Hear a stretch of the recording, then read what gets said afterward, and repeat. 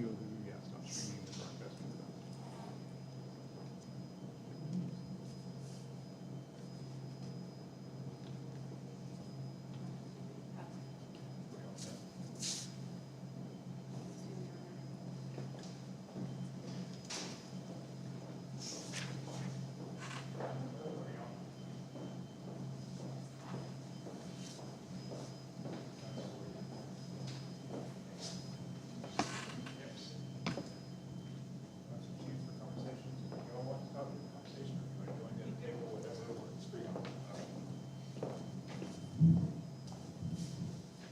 Okay, so this feels very strange to use a microphone for y'all. However, so the camera picks it up. I am going to use a microphone, so you'll hear me really well. So thanks for being here tonight for our first College Ready Night, where we're going to be taking a look at timelines for college applications and what that process looks like, kind of starting in 9th grade and all the way up through 12th grade. So we will start with introductions. I'm Seth Hickman, I'm the Advanced Academics Coordinator here, and then presenting with me is Ms. Caitlin Hauk from Burleson High School, and then Jason Hahn is running our live stream and recording for us, so he is taking care of that. We also were curious about who y'all are. So what school do your kids go to? Raise your hand if y'all are a BHS family. CHS? Okay, cool, that takes care of it. All right, well, this evening we're really gonna kind of be walking through this resource that we've given you. You can have a link on there to the digital copy, which is also hyperlinked all throughout it. So at the very top above the freshman it has the link. You can also go here for resources for families. So that's kind of our landing page for all the various resources that we have. The QR code is up here as well if you want to take a look at it after the evening is over. We're going to be, when you go to the resources page, this is what we're on. We're on the BISD College Planner, and so that's a site that we put together that kind of walks you through 9th grade, 10th grade, 11th grade, 12th grade, all the various pieces of the college application process. And we're going to be walking through that tonight because that's really the timelines that we want to make sure y'all are aware of. So I'm going to go through freshman year and then I'll hand it off to Ms. Hauk for our sophomore year. But really the first thing, and as you think through this, are y'all all parents of upperclassmen, 11th, 12th grade? Okay, cool. Then as we're looking at 9th and 10th, think about things that you might want to go back and look at again. So things that they didn't do maybe when they were 9th and 10th graders, but it would be helpful now. So kind of that's what you want to look at this part. Then when we get to 11th and 12th grade, you'll be looking at what's the process right now and in the coming year. So getting organized obviously is a good place to start. Our digital lives, it's really easy to get disorganized, and so we want to encourage our kids to kind of set up an organization system. We, on the website, if you follow that link, it'll take you to this, some advice for setting up their organization system. One of the things I really want to talk about is setting up their email. For all their college application work, they should use their personal email, not their school email. That way everything is all linked to the same account and kind of get in the habit of checking that email address. So, you know, it's so easy for our kids because of their Chromebooks to check their school email. But using that personal email is really the best way to do their college application process. Dr. Hickman, I want to add, Yep. After they graduate, their BISD emails go away. And so if they've linked all of their things like their FAFSA or even their parchment for their transcripts, if they've linked that to their BISD email addresses, it's hard to recover that information going forward. So that's one of the reasons why we do that. College Board. And College Board as well, if they take AP classes or their SATs, same reason. Thanks. Okay, so building relationships is another one of those early to do things that continues through the whole process. And really, when we're talking about building relationships, we're talking about conversations to have. And so we have a lot of conversation starters for each grade level on the site to kind of help you think through what are the conversations I need to have at 9th grade, at 10th, 11th, and 12th. So really starting even with ninth graders, talking about financial planning for college and the cost of college, that's worth having that conversation early, talking about career, talking about college experiences, and that's with any family or trusted adult. So helping your kids, talk to their aunts, uncles, friends, adults who are friends, like all those kind of things as they build up those ideas about what other people's career trajectories have been like, what their college experience has been like. That's a big piece of this as well. And then getting involved and logging what they do is important, having a way to keep track of that, because it's super easy to do lots of things all the time, and then when you're a 12th grader and you're filling out an application, you don't remember what you did as a 9th grader. I mean, I don't remember what I did in September, much less several years before. So we have Zello with an X is software that we have within the district. The kids use it to select classes, but it has a lot of additional features as well, one of which is building a resume. So kids can go into Zello and actually start building their resume when they're 9th graders. And so that's a way that they can log it all throughout the process, and at the end of it, it prints out a nice looking resume for the students. So on the website, we have videos that kind of walk you through how to do it. And you as parents also have the ability to get into Zello and see what your kids see in there. So if you don't have access, I'm the one who can resend you a link for that, so just let me know and I can help you with that piece. Okay, so we're gonna jump ahead and kind of skip through a few of these. I'm just gonna go ahead over them real briefly. The college readiness coordinators are these two people right here. So they are definitely worth having your kids talk to at VHS and at CHS. Utilizing resources just means getting in the habit of talking to your teachers. What help do you need in your classes? And kind of be an advocate for yourself. We want our kids to learn that skill. November is weird. Joining a mailing list feels like a weird thing, but colleges actually pay attention to that. If you're on their mailing list, if you follow them on their social media accounts, that means you've already demonstrated interest in that college or university, and that actually increases your odds of getting into that school. So being on a mailing list, although you're going to get junk mail, and following them on social media actually does make a difference. Again, use that same personal email address as you're signing up for that, so they're linking it all to the same account. And then the self-reflect, we have some prompts on the website to help kids start thinking through what are their goals in life, where do they want to be so they can walk through this process. So in February, we have on there exploring careers. Career exploration is really key because your career and what you want to do should guide where you go for college. So letting that conversation and that process guide your steps as you're preparing for college is really important. Again, Zello has a fantastic career site. It takes you through some quizzes like the Matchmaker and the Skills Lab and gives you recommended careers. There was a day when the three of us kind of explored it and I thought I had lost them because they found all these other careers they were interested in, but they stuck with me, which I was grateful for. But it's a great resource. Also, the Career Finder that's linked here is a good resource as well. So you can save those careers in Zello. They stick with you all the time you're in BISD, and then you'll kind of have an idea of what is it that you want to explore in terms of career, and then what colleges support that, what major do you need to pursue, all of that piece. Once you've explored careers, exploring colleges is a good thing. Again, Zello has great resources for that. You can search for different colleges. You can search by the size of the college, the location of the college, any of those kind of things. And really all that's about finding the best fit college for you as a student. So what is it that you want to do? Do you want to go to a small college or a large college? And that's where this best fit profile page comes in. So there's a link here, and it's just a way to kind of think through what are the attributes of the college that are important to me. As a freshman, that may change a lot over 3 years, but we want you to kind of start thinking of those things early on.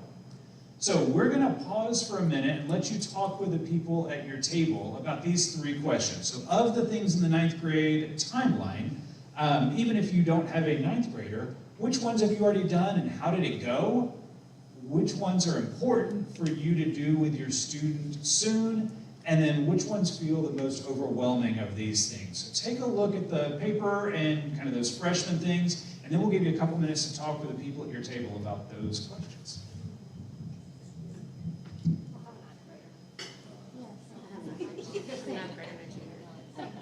I'll tell you my biggest suggestion would be is, I think going into their freshman year, they have to pick a task and they have to pick a subject like business. What I think would be a better idea is if as freshmen, they were able to try all different things. Because as freshmen, they don't know what they want to do. And they go into a field and then they go, well, I want to do this. And then they're stuck 4 years of doing that, where if they had the opportunity for as freshmen to try a number of different things, then I think that would be more better suited as sophomores, and they can have, because I mean, even as seniors, you get out and go, my juniors, like, yeah, right, yeah. Exactly. I'm realizing.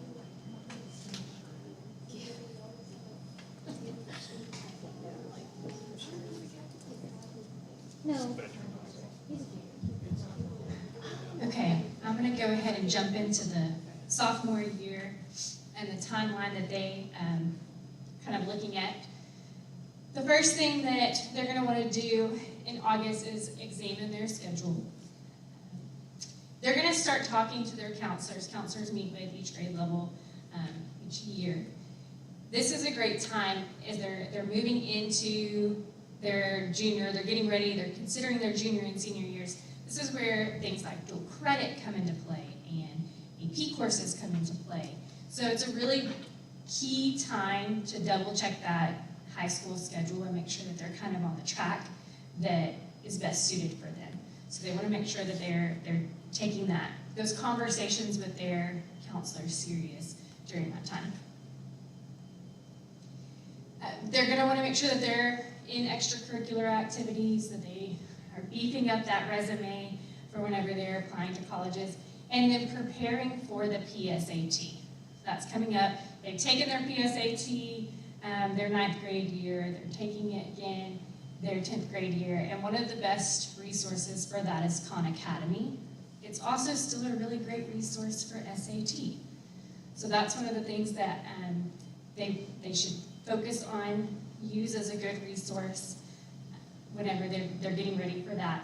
And it also sets them up, if they do well on their PSAT their junior year, it sets them up for National Merit Scholar. So there's opportunities for scholarships that way as well. So PSAT, getting ready for that, taking that is an important piece throughout their high school career. Again, Dr. Hickman talked about the joining mailing list and the social media aspect, continue that. And I'm gonna hit on, again, having those conversations with your kids about where they wanna go, what they wanna do. We went to a workshop earlier this year, and some really great questions were, you know, do you wanna be in a school that's in a big city, or more rural, or somewhere in the suburbs? What does looking with your roommate look like? What type of roommate situation are you in? What about holidays? When should we come home for holidays? What's the expectation for parents? So having your kids kind of thinking about that helps really guide them in what type of college that they're looking for. Setting goals, continuing to make sure that they're on the right path. Spring break activities. There's a link here. It kind of gives you some more whenever you can get in there and look at that, what those look like. Those are great opportunities too to jump on that community service, having those community service hours during spring break. And then this is a year that AP exams really take off for our kids. So if that's something that your kids are involved in, the AP courses, taking those AP exams, they can help get the college credit for classes for a fraction of the cost that they would pay to take it in college. They're taking college level rigor while in high school, so it's helping prepare them for courses. So that's definitely something that they want to consider if they're not already doing, for those of you that have your upper level. So just very briefly, same type of questions. Is there anything in 10th grade year that you guys missed that you should kind of go back and hit on? And then at this point, what's starting to feel overwhelming because maybe you missed something, or you're starting to think about, oh, we didn't think about these pieces. So just kind of thinking about that for just a minute. Can I ask you a question about the national merit? Yes. Because we got notification of that, I think I told you. That's not just, that's like an extra, you have to pay to do that, right? National Merit Scholarship. No, CHS. Are you thinking about, they have the National Society? So there's the National Honor Society, which is attached to the school, Burleson High School National Honor. Then there's the National Society of Honor Students, something. It's a program that's outside of the campus. Tends to be something where you have to pay for a membership in that school. So has he already taken his CPS? So I tend to steer right. That's what it was. So what is the national merit? Ask them. Based off of their. PSAT score. Yeah, it stays. Yeah. So the higher the PSAT score, the more likely that they could become a national. Was there something? Has he taken the How about in the junior, more in the junior, He probably said, yeah. national merit? Within the junior timeline.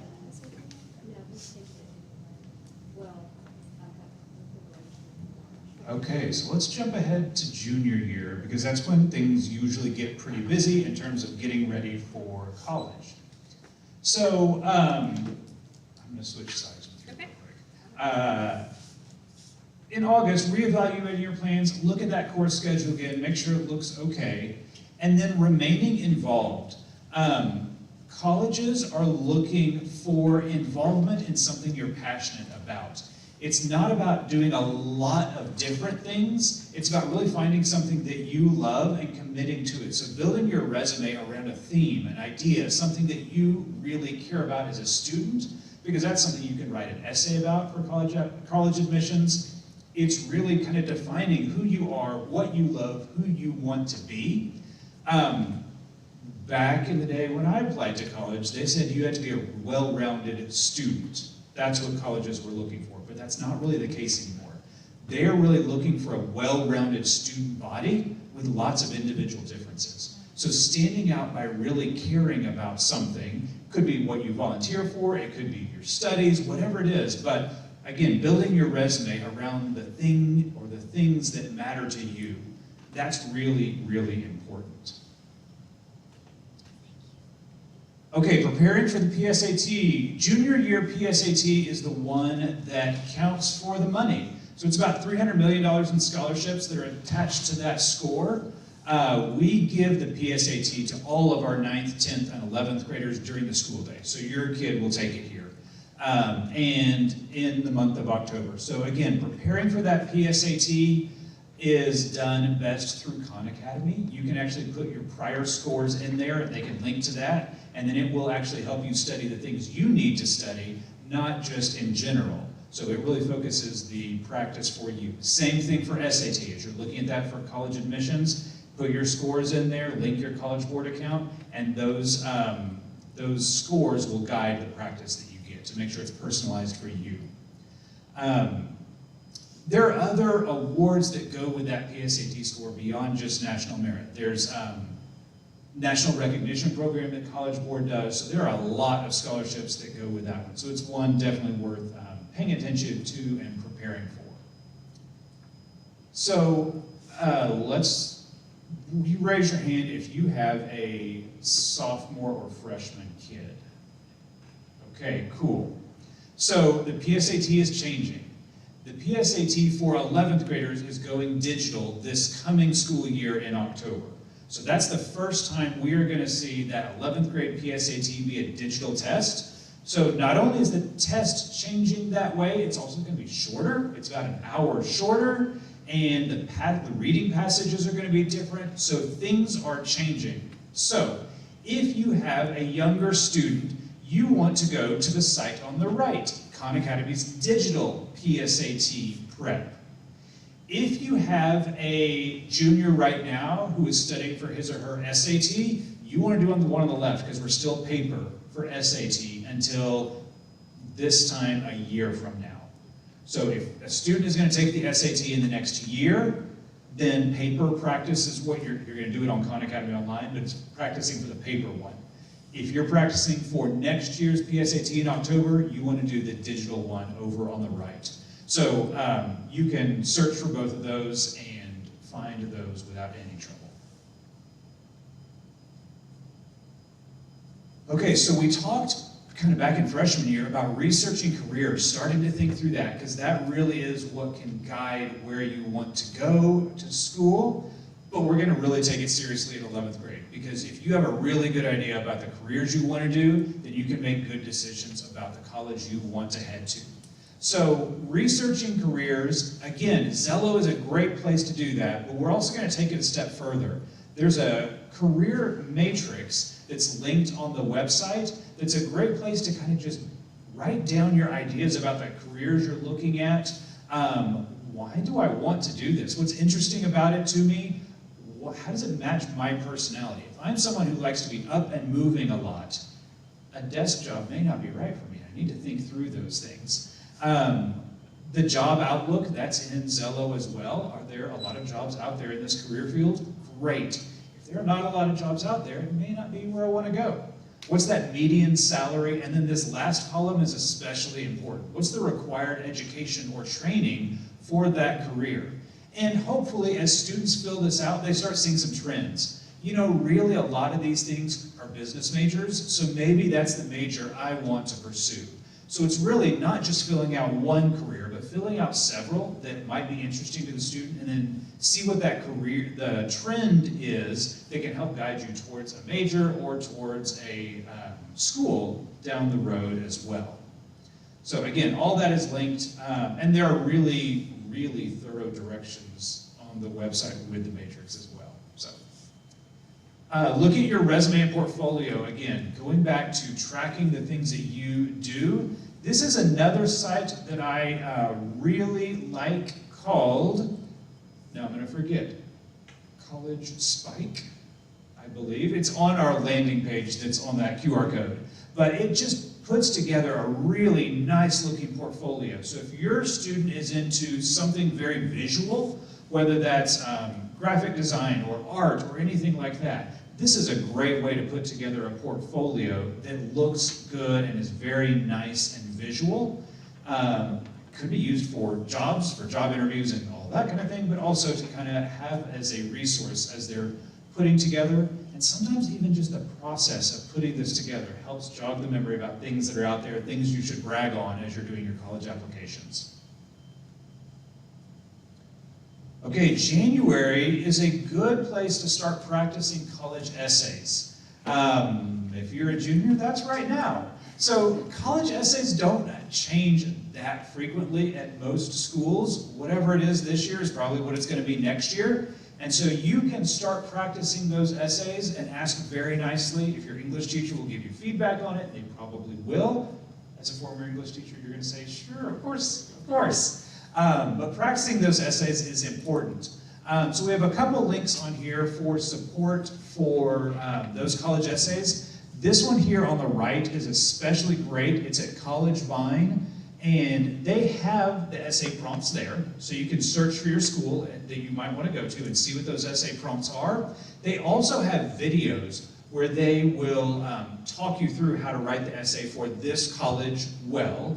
And they also have videos where they will take a student's essay that they wrote and give feedback on it. So they will walk you through the process of how they think about college application essays and how you should tweak your essay to make sure that it really shows the true you so that you can find your place at that school. Because honestly, that school is trying to find a good match and someone who will be successful. So you want to be true to who you are in those essays so that that school can make sure that you are the right person to be there. So those are some good resources. So if you follow that link on practice essays to our website, it will take you right here to this application essay support. And this one here on the right is the one that I really highly recommend. collegevine.com is the website. They are really good. They have great live streams that they have recorded. Like, it is just a great resource. The other thing that's really cool about them is you put in classes you've taken, test scores, all those kind of things. And then they will give you, here's your actual chances of admission at any given university based on all the data that they have. So it may be that there's a 50% acceptance rate at a given university, but for you, you have an 80% chance of getting in because of the courses you took, because of your SAT scores, all of that. So collegevine.com is a great resource.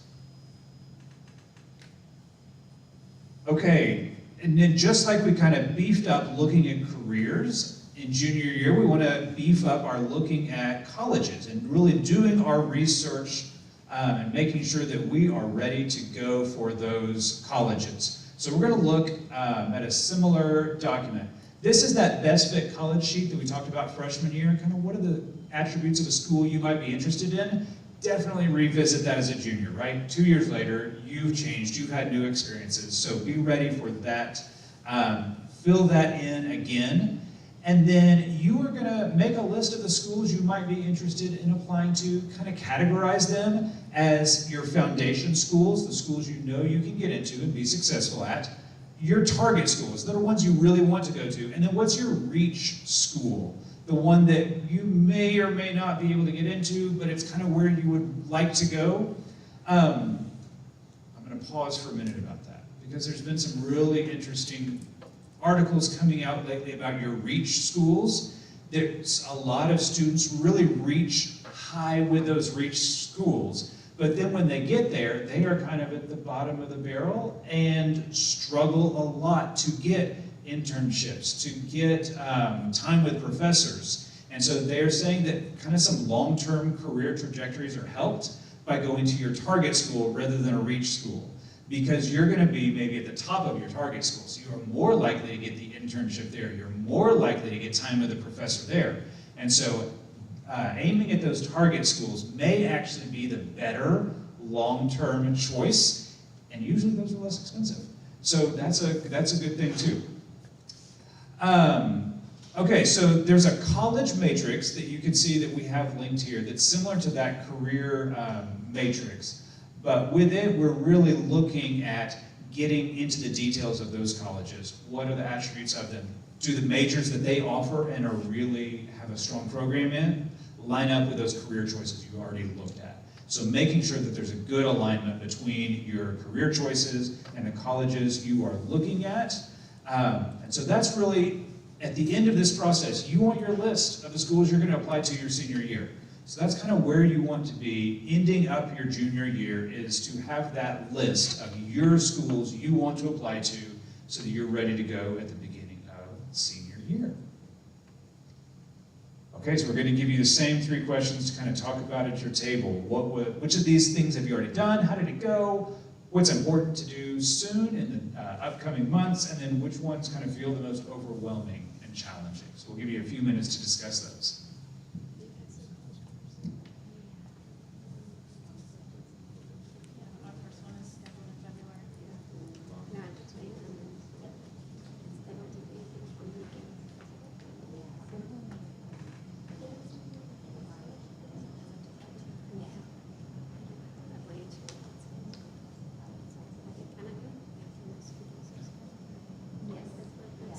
Okay, is that what that is? Because I haven't figured that out yet. As long as it's on the university letterhead.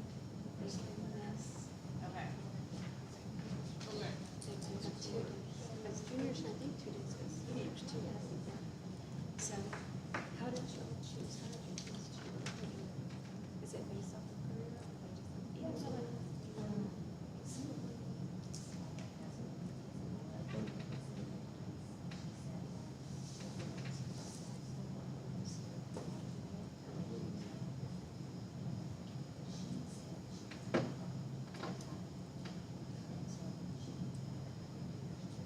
Okay.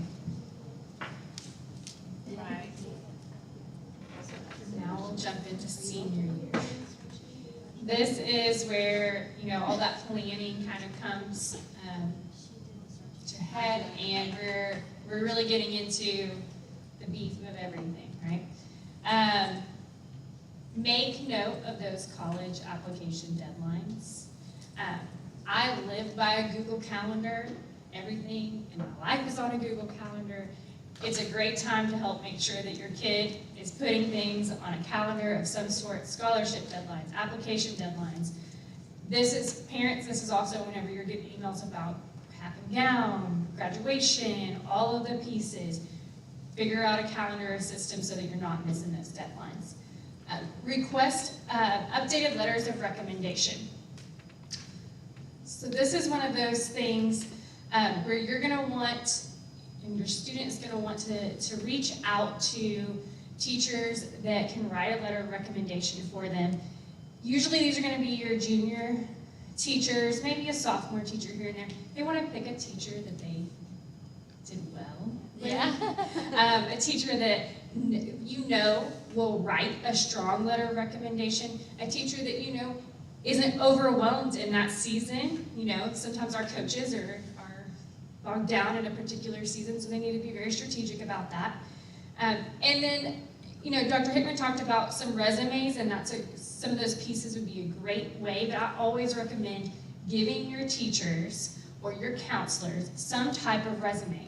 Even if it looks as just bulleted as this, it gives them something to help make it personal.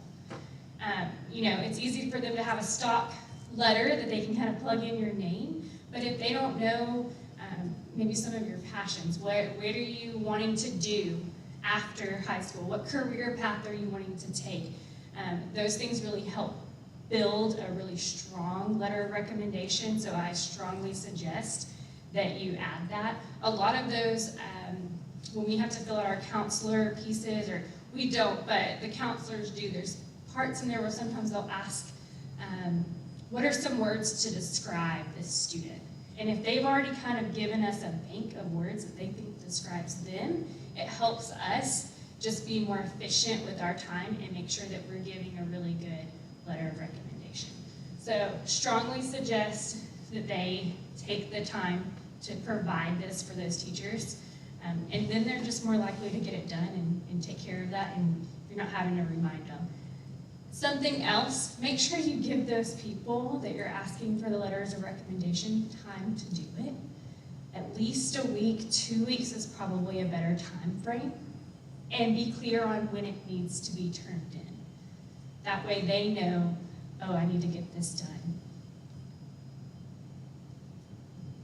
So around September, you guys will start getting emails, our senior parents have already gotten emails from us regarding FAFSA and the process that goes with that. It is a requirement to graduate to complete the FAFSA, but really it's also a requirement to attend colleges. They want to have that information so that they can build you a financial aid package. And you can start that by creating your FSA ID. Your FSA ID is connected to your Social Security number, and it's also connected to your student Social Security number. So each of you will have your own FSA ID.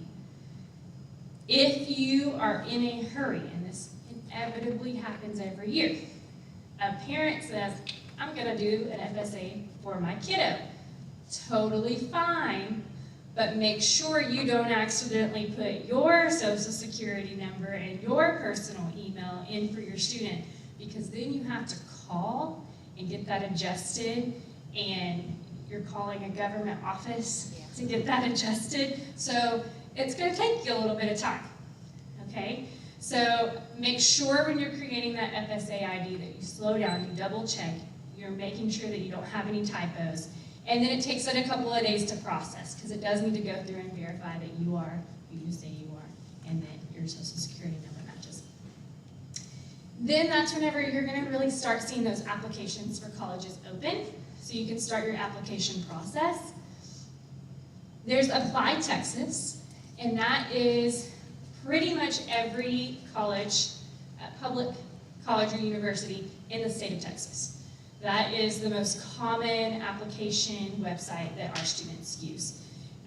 They create their one profile in Apply Texas, and then from there they apply to each of the individual schools and fill out the individual information for those schools.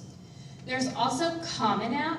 That is the one that we use for out-of-state schools or our private schools.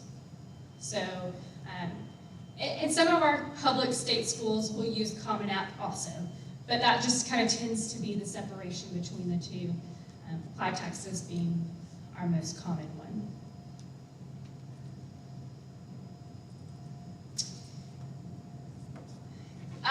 I added a couple of things here just as a senior year. Again, this is around the time that you guys are going to get information about graduation, like dates.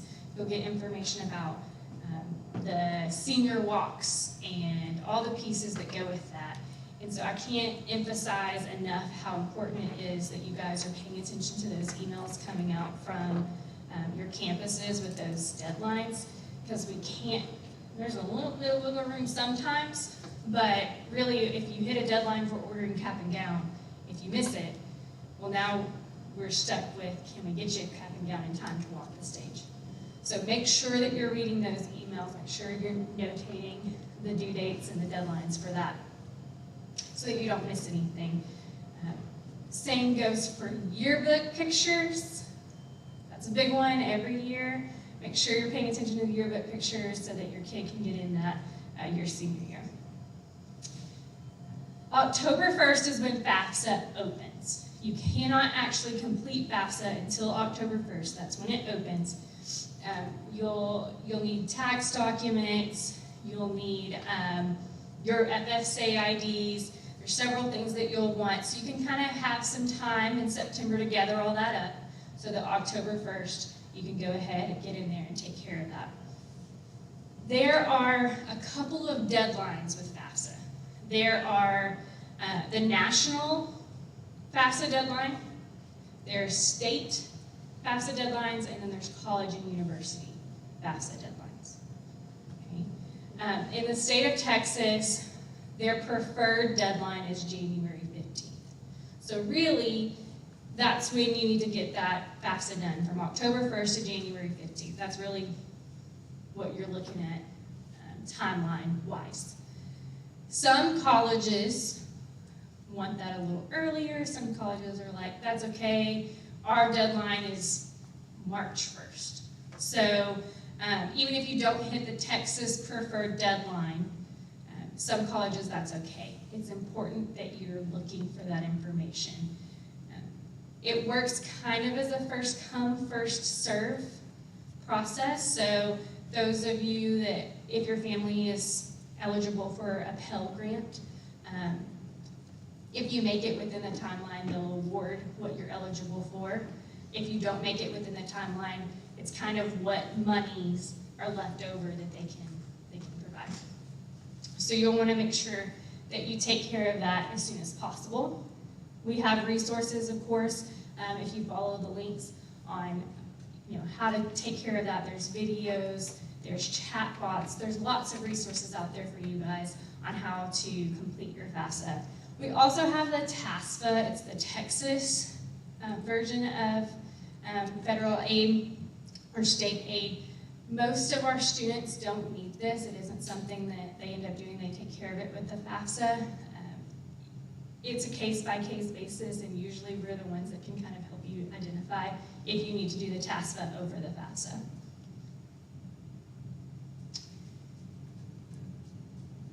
We have on here apply for scholarships. You see that in September, you see that in October, and again in November. I want to make sure that you guys understand scholarships are open. There are several out there at this time.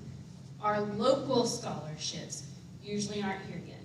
So there are several out there at that time. Absolutely apply for the ones for the colleges that you're wanting to attend. You want to attend UNT, UNT is going to have several scholarships that your kids can apply for. Those are great to look at, more likely to get. So make sure you're looking for those, but we have a lot of parents that ask us for the local scholarships, and usually we don't have those in the fall just yet. What we do get in December is the Burleson Opportunity Fund. That opens on December 1st.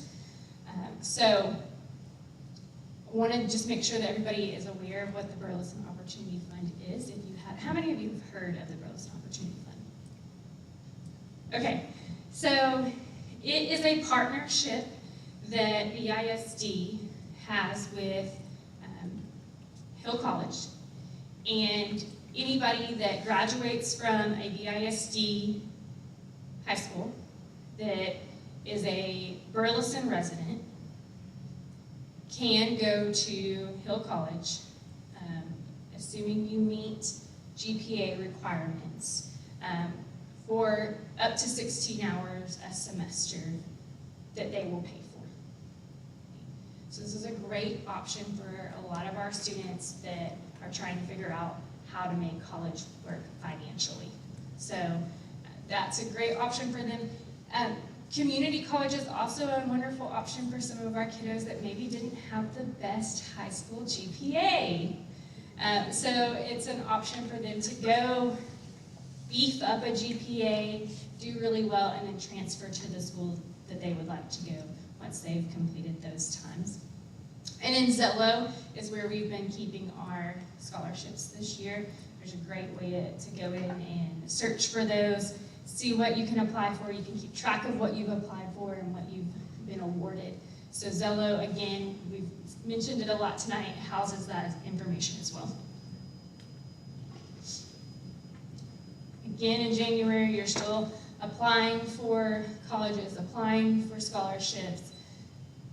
In April is around the time that we're going to start asking you guys, hey, how much scholarship money were you awarded? We like to keep track of that as a district. We want to see what our kids are able to do, and it really shows off, like, man, our kids have put in some work. Our kids have the test scores to receive these scholarships. I just included last year the amount of scholarship money that was awarded to our seniors in BISD. So we do like to keep track of that. We like to ask for it. So don't be surprised whenever you start getting emails that senior year going, you want to send us how much money you were awarded so we can track it?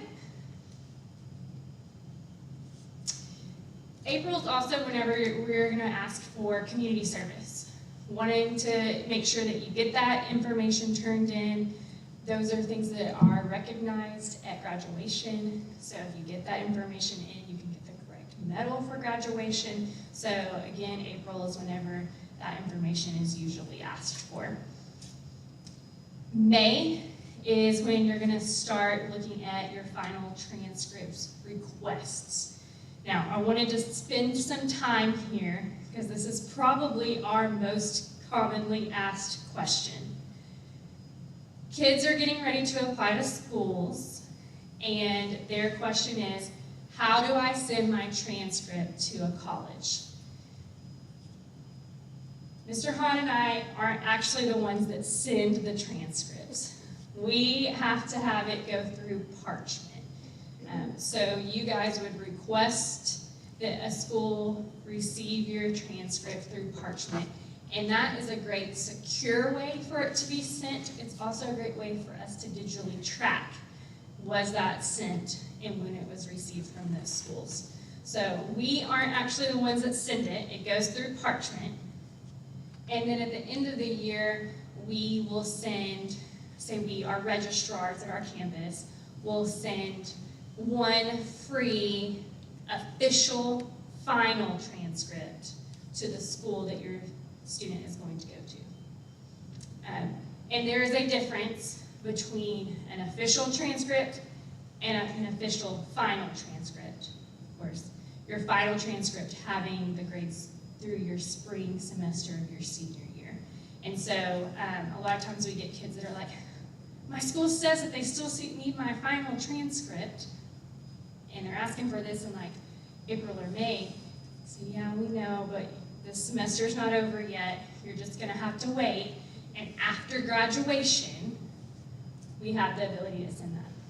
Where do they go for the link for Parchment?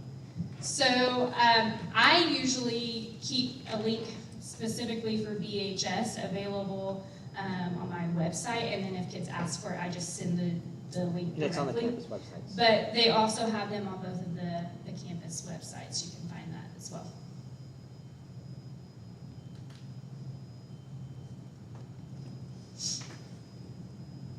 And then there is one other thing I wanted to make sure I touched on.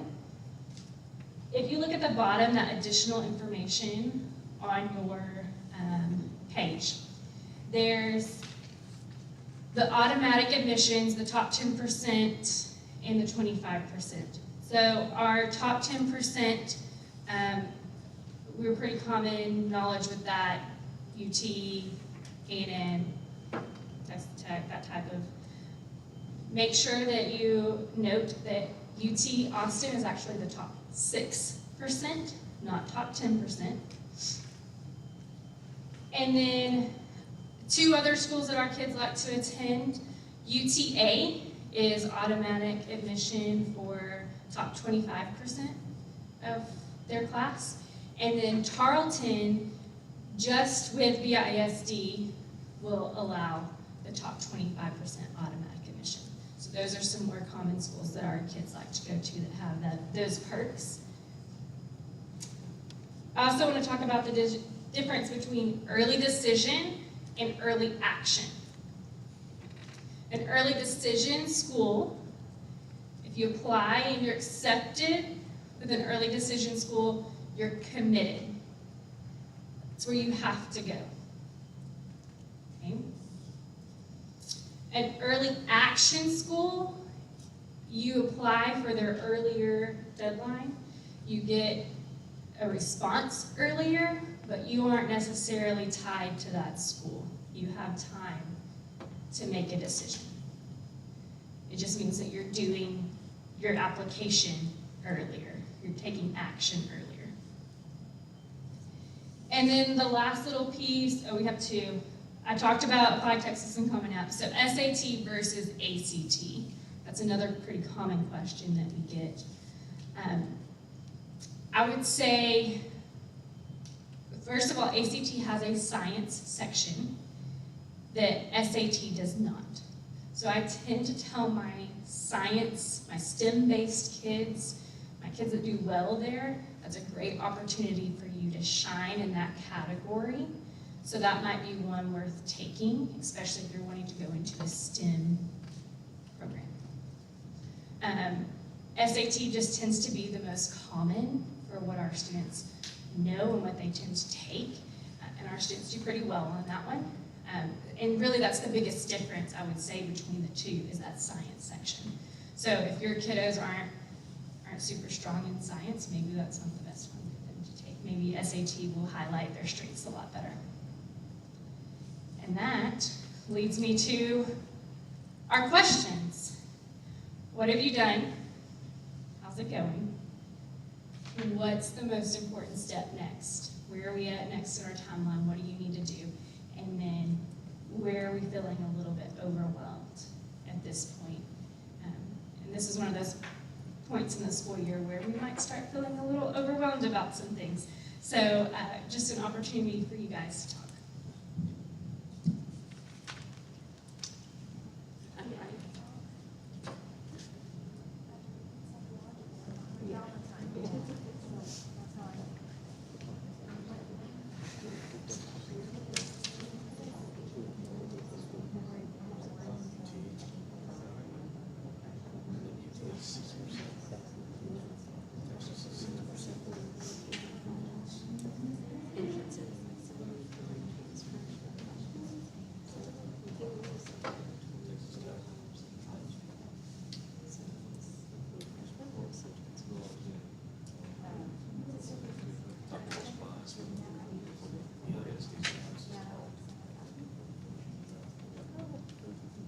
Okay, so we're gonna wrap up with one more piece of advice from Mr. Hahn, and then give y'all a chance to just ask us any questions that you might have. So his advice, and it's very, very wise, is that the expert in the school your student wants to attend is that school. So make sure you are, if your kid wants to go to UTA, talk to UTA, visit UTA. They are going to have all the right answers because they changed their admission policy. We aren't necessarily informed of that. And so they are the people to talk to. So whatever school you are interested in going to or your student's interested in, those people are the expert and the ones you want to talk to on a regular basis. And I would add the same about FAFSA. They're also the experts when you start looking at some of the FAFSA questions. Sometimes I advise, that's a great question. You might want to call the financial aid department at the school of choice that you're wanting to go to, and they can better answer those questions for you. All right, so what questions do y'all have for us that we could answer before we wrap up for the evening? Question, so like she wants to go into like eventually be a dermatologist or medical school and all that, path. So what advice do you give us between AP credits and dual credit? Great question. I'm gonna say it's a combination. Like, it's not an either do all AP or do all dual credit. It's picking and choosing the right ones for you. So since it's a science field, I would recommend probably more of your science and math classes be AP, because those are accepted everywhere, essentially. A dual credit class in any public school in Texas, you'll get credit for it, and some private schools and some schools out of state. But I think those AP scores really show this is something I'm really good at, and it's a way to show that you're ready for that. If English or social studies is not your strong point, then that may be a good one to do dual credit in, because it's not based on just one test. It's based on a whole year. So you have the whole year to develop your grade in there and to have a strong grade, and then you can earn that credit that way. So that's kind of my recommendation, is pick and choose based on the area you want to go into, so maybe math and science in this case, and maybe English and social studies could be the ones that are dual credit. But there isn't one size fits all solution. It's really the good combination between them. That's good, because we were also like, oh, it's up to you, like, you should get me with a test, and you can like about the money, and I'm like, well, I just want to make sure what works for her, what's going to be more beneficial. Yep. And again, that's a great place to talk to the schools that you're interested in to make sure if it's not a Texas public school, do they take the dual credit from Hill College that you would earn here? And also there's an AP credit lookup site where you can go and put in the AP test they take and find out what college credit a kid gets at any university in the US to make sure that they are getting, there are so few that don't give credit for it, but worth looking at just in case. You have to hit a certain score though, right? Yep. For the AP, like it's a 3 or better, right? A 3 or better. Usually. And then each school can kind of dictate. So for example, English 1301, which would be your first semester of English at your college campus, right? So some schools might say a 3 will cover 1301 and the second semester 1302. Not very common. Some of them might say you really need a 4 to cover both semesters. But then if you go to a different school that might be a little bit more difficult to get into academically, they might say, well, really, we want a 5. Yeah. So it kind of depends on the school as to what score they would prefer to cover for which courses. And sometimes by major too. Yes, that's true. So if you're going to be a science major at a particular school, sometimes they would prefer to see a 4 over a 3. Any other questions? Yes. How many times would you recommend kids take the ACT or SAT? Great question. So we generally would say you would start taking those your junior year. Usually most kids will take their first one in the spring, early spring their junior year. Right now we offer a free ACT for our juniors. So that's a great option for them. And then that gives them time, if they wanted to take the late spring, that's like the May test, that they could take it then, and then that, if they still weren't happy, they can take the August, October one. And that's really kind of, by the time you get your scores back, to be able to submit them for deadlines for colleges, that's kind of where you're hitting that timeline. So that gives you an opportunity for 3 tests. If you would like to take more, of course, you would want to start a little bit earlier, your junior year. Is there something you want to add? Yep, so we're in this time that started with COVID of test optional. So Yes. colleges and universities are saying, you may not need to take an SAT or ACT to be admitted. However, it's a good idea because it helps with financial aid. A lot of financial aid is tied to an SAT or ACT score. And also, if you go on Zello, you can see the average SAT score of students that go to a given school. And if your students or your SAT score is higher than the average, even if it's test optional, you want to send it because it's showing that you are above the average of that school. So pay attention to that average SAT or ACT score, and even if it's test optional and they don't need the score, if you're above average, send it for sure, because that will help with admissions. And that may also help with the timing of knowing, do I take that next SAT or not? If I'm already above average of the school I want to go to, I'm great. I don't need to take anymore. But if I want one more try, then maybe I go on Khan Academy, I study some more, and then I take that one more try at it. No. Also, with test optional, they don't always tell you test optional for admissions, not necessarily for registration, right? So they still want to be able to see how you perform so that they can decide what courses you can actually enroll in. So we do run into that quite a bit since COVID. The schools will be test optional come March, April-ish. All of a sudden, the seniors are getting emails from those schools saying you need to submit test scores so that you can enroll in classes. And then they panic and they come to us because at this point they really need to take the TSI to be able to get in those courses.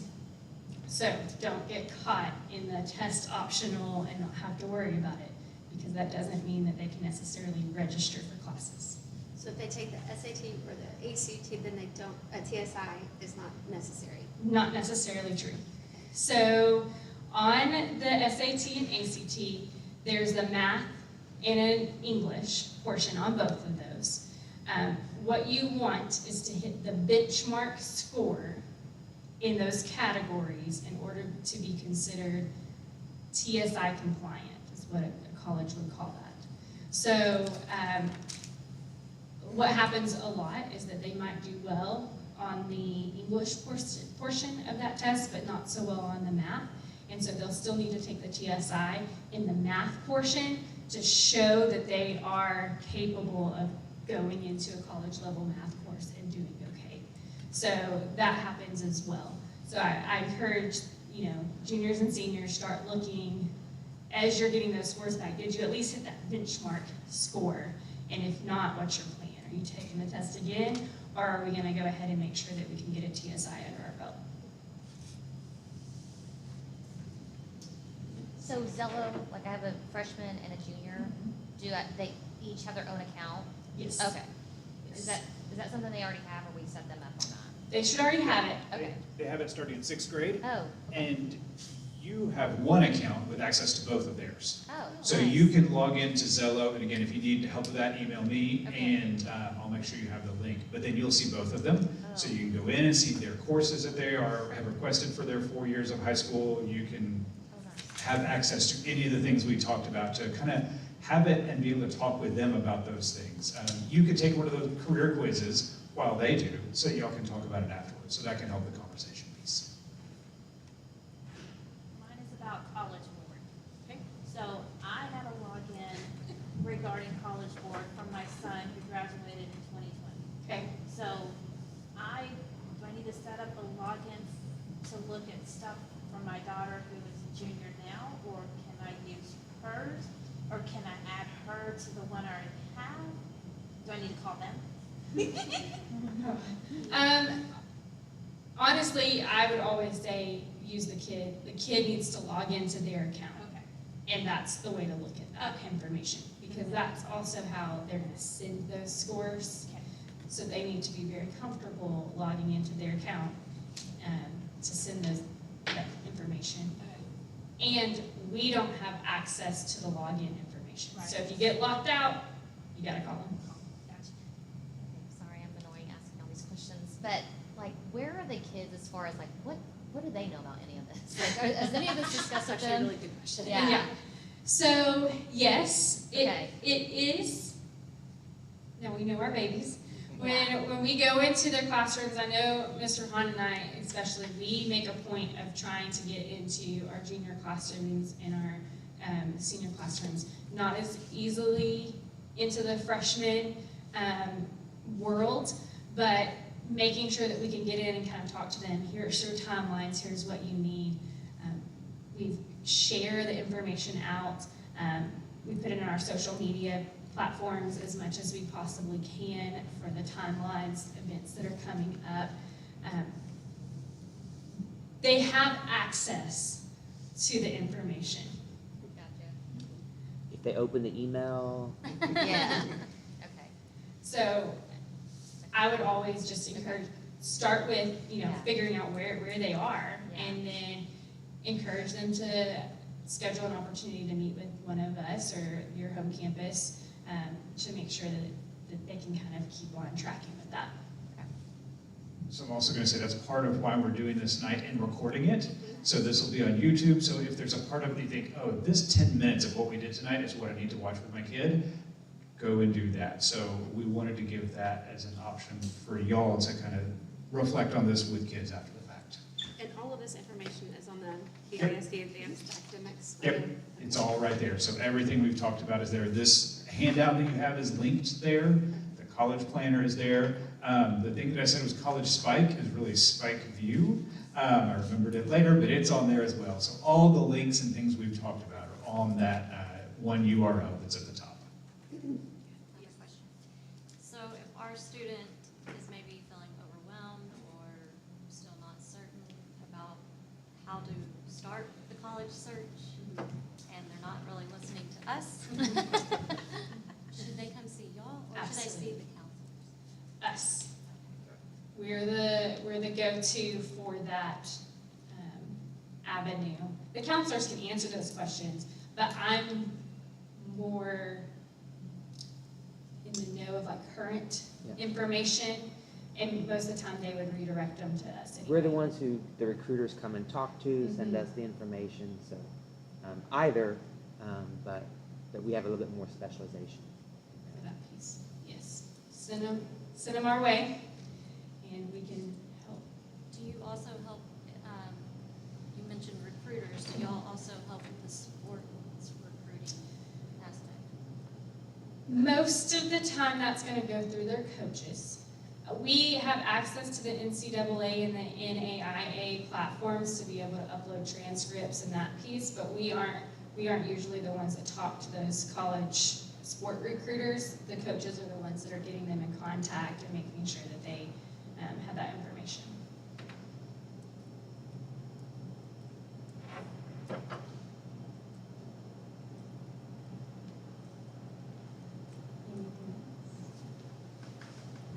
We appreciate you all coming tonight and letting us serve you and serve your families. So we have another event coming up on scholarships that, if my memory is right, it's February 28th.